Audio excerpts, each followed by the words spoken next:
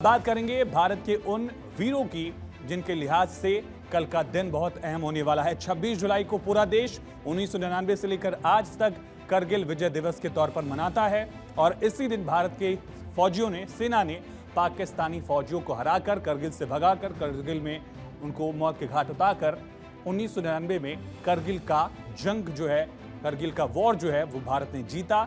लगभग 84 दिनों तक युद्ध चला और उसकी 26वीं वर्षगांठ पर लद्दाख के द्रास में एक खास आयोजन आर्मी की तरफ से किया जा रहा है। इस ऐतिहासिक अवसर पर केंद्रीय मंत्री डॉक्टर मनसुख मांडविया भी मौजूद रहे और करगिल विजय दिवस पर पदयात्रा का आयोजन भी किया गया। सहयोगी शिखा ठाकुर की रिपोर्ट देखिए।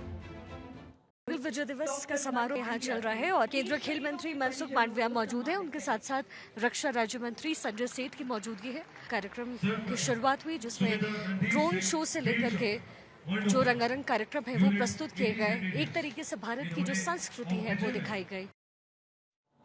अब करगिल युद्ध का इतिहास समझते हैं कि किस तरह से मई 1999 में करगिल युद्ध की शुरुआत होती है। 3 मई की वो तारीख थी जब करगिल युद्ध जो है एक तरह से शुरू हुआ और पाकिस्तानी घुसपैठ जो है वहां दिखी। एक जो वहां पर लोकल लोग थे, एक तरह से ट्राइबल लोग जो थे, वो वहां पर पहचानते हैं। 5 मई को पहला एनकाउंटर होता है, पहली मुठभेड़ होती है और फिर ये युद्ध की शक्ल लेते लेते आगे बढ़ती जाती है। 10 मई को भारत की तरफ से ऑफिशियली ऑपरेशन विजय की जो शुरुआत है वो कर दी गई। इसके बाद ये मोर्चा आगे बढ़ा और इसी तरह से भारतीय फौज धीरे धीरे एक चोटी को आजाद कराते चले गए।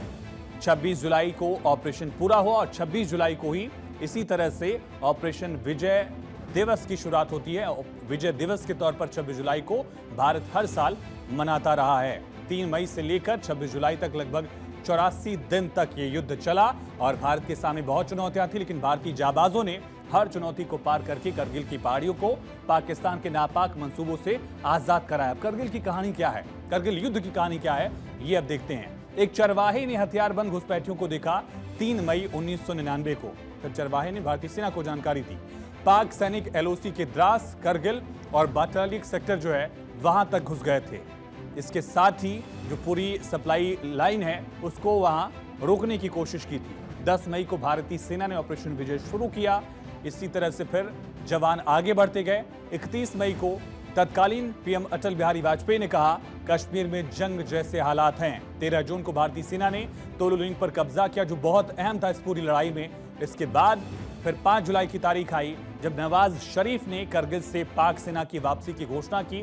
डर कर वो अमेरिका पहुंच गए थे। इसके बाद वापसी कराई उन्होंने जवानों को अपने और 14 जुलाई को वाजपेयी ने ऑपरेशन विजय के सफल होने की घोषणा की थी।